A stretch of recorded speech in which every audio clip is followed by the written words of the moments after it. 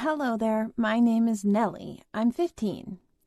This is the story of my revenge on my father. He violated my personal space. I didn't think it would go this far, but I simply could not just let this happen. But first things first. My mother died when I was little and I barely remember her. As for my father, he used to be a policeman, always busy, never at home. I was raised by my grandmother who absolutely loved to feed me. It was her favorite thing to do, and I loved all kinds of food, pancakes, donuts, cheeseburgers, and pizza, to name a few. So I gained extra weight at a really early age.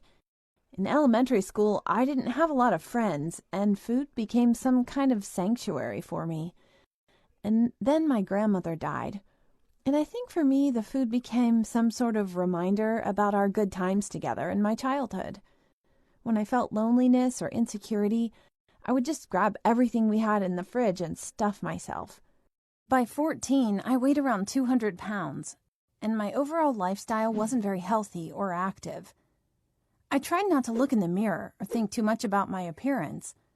I preferred focusing on my studies, mostly literature and the history of art, and yes, I avoided any outdoor activities. But things changed when my father retired. He had some background in military forces before becoming a police officer, and he's very active, sometimes even too much. Unfortunately, after his retirement, he put all of his effort into me. I think he tried to compensate for the attention he did not give me when I was younger, but in most cases his attention just felt awkward. My appearance was the key issue for him, of course. He would drop hints about my weight and suggest different training programs, but I tried avoiding those types of conversations. And then one day at school, students were invited to go on a trip to Europe during spring break, which was coming up in 3 months. I really wanted to go. I knew that my father could easily cover the cost of this journey, and I was very excited. But when I got home and told him about the Euro trip, he looked disappointed. It turned out that he had already sent in an application to put me in a weight loss camp for spring break, without even asking me. I was shocked, but my desire to go to Europe was higher than my desire to express my anger. That is why I restrained myself and brought my arguments.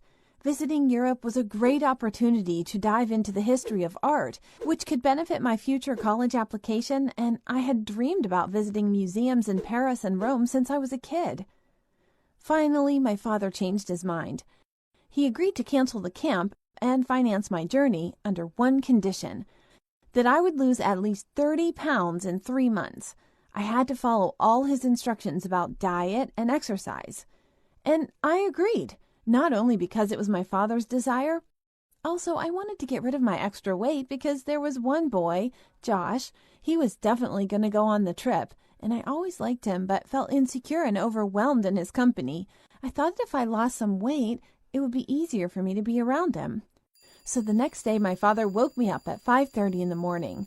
He set up a place for training in the basement and in the backyard, some sort of obstacle course that I had to go through every morning no matter what, no exceptions.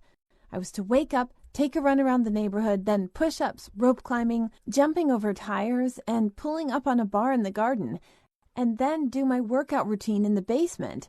And only then I was allowed to take a shower and eat my tiny, low-calorie, healthy breakfast. During the first week of this hell, I could barely move my arms and legs.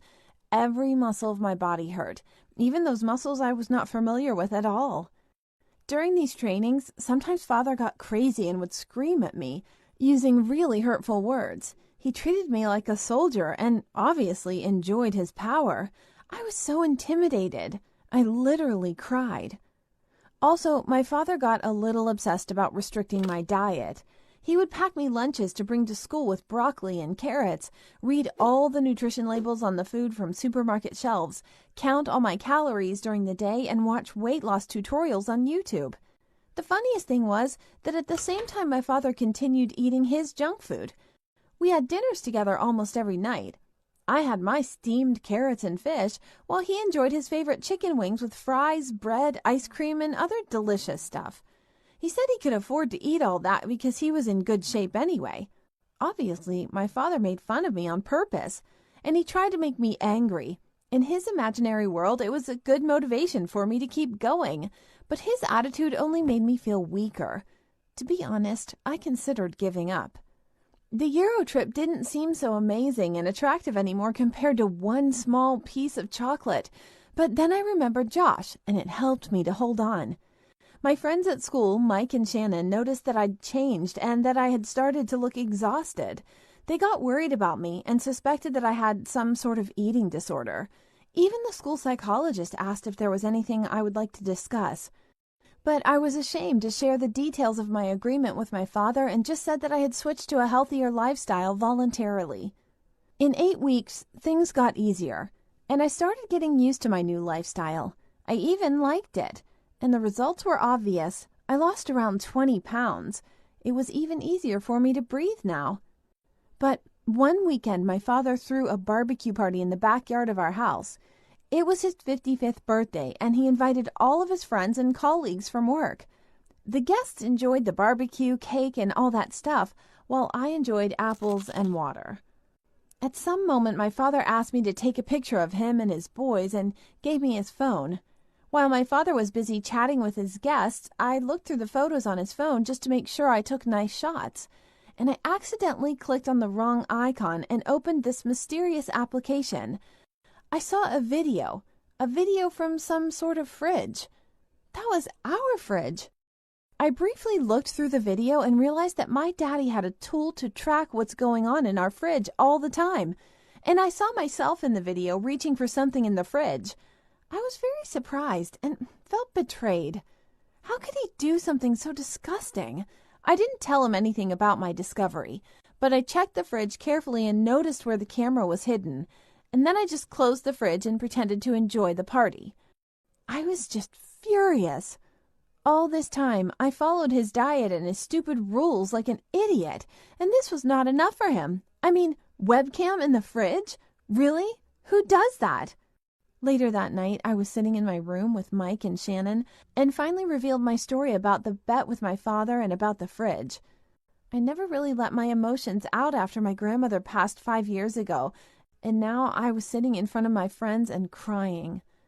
They were very touched, and by the end of that evening, we came up with a genius plan. The next week, when my father was out, I invited Mike to come over. He put on a hoodie and mask. We made him look like a robber that broke into our house.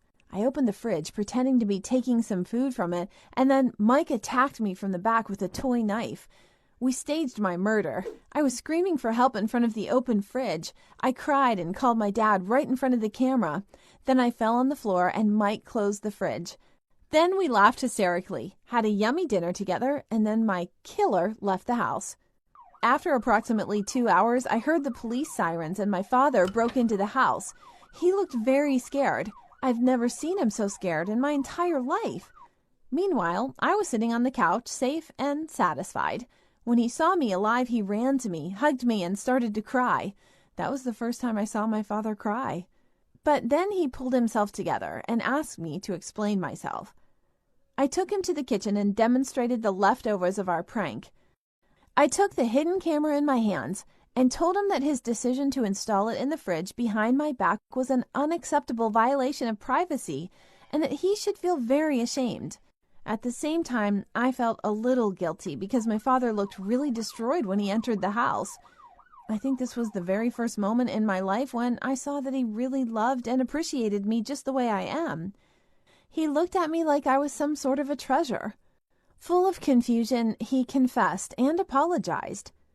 After this evening, my dad changed his attitude to the extreme opposite. Now he allows me anything I want and acts like a caring, loving parent. And I should say that I miss his discipline just a little, because now I have to learn to discipline myself by myself. At the moment, my weight is around 170 pounds, and I plan to continue my transformation into a more active, healthy, and confident version of myself.